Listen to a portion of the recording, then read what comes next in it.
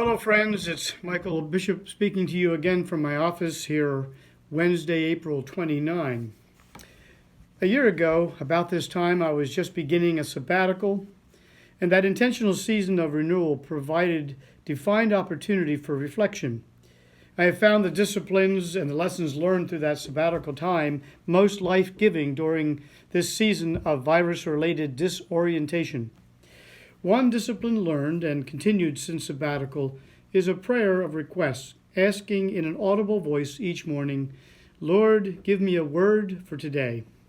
Some days the word shouts its provision clear and strong, and many days the word comes as a gentle whisper, often as I am empowered or impressed throughout the day's events and conversations.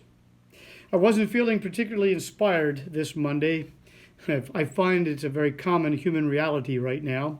The word I needed came to me in a familiar song, which led me to the Sermon on the Mount as recorded in the Gospel of Matthew, chapters 5 through 7. If not his magnum opus, certainly the brilliance of Jesus to inform his listeners and followers unto the nature of his kingdom and of the priorities he desires for us to hear, to learn, and to live out. Throughout this sermon is the unbreakable strength of humility as a core foundation for true abundant living, practical and particular and peculiar in the ways of the world, revealing an alternate way for living, for happiness, to engage the world as salt and light, for dealing with difficult and broken relationships, for living with generosity, for living a prayerful life, for personal purity, for handling stress and worry, the sin of self-righteousness, and for a faith which transcends words into deeds. Humility serves here to draw these elements together into a unified personhood of desire, motivation, purpose, and pleasure. The word I needed to hear this morning served to reorient my tendency to want to fix things, myself included, to make this virus into something manageable, something I can make go away, if only I think or pray or serve right.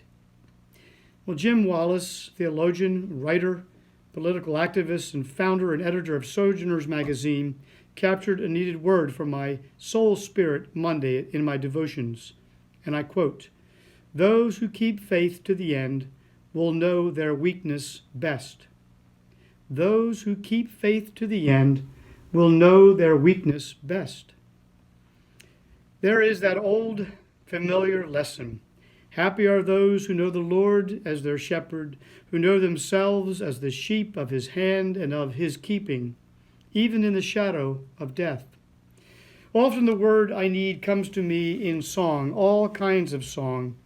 And this morning, for some reason, it was that most familiar setting from Matthew 6, known to us as the Lord's Prayer.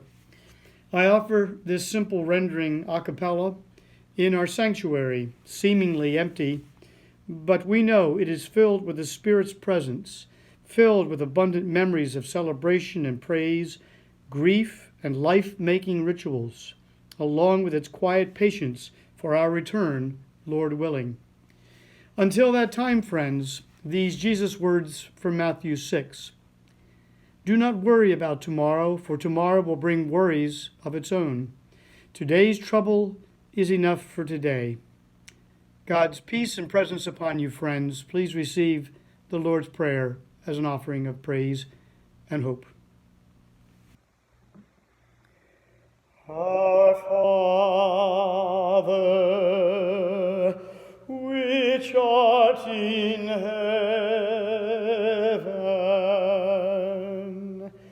hallowed be thy name. Thy kingdom come, thy will be done in earth as it is in heaven.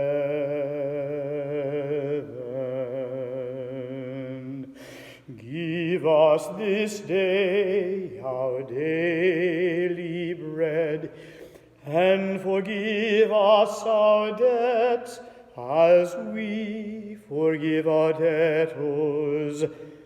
And lead us not into temptation, but deliver us from evil. For thine is the kingdom, and the power,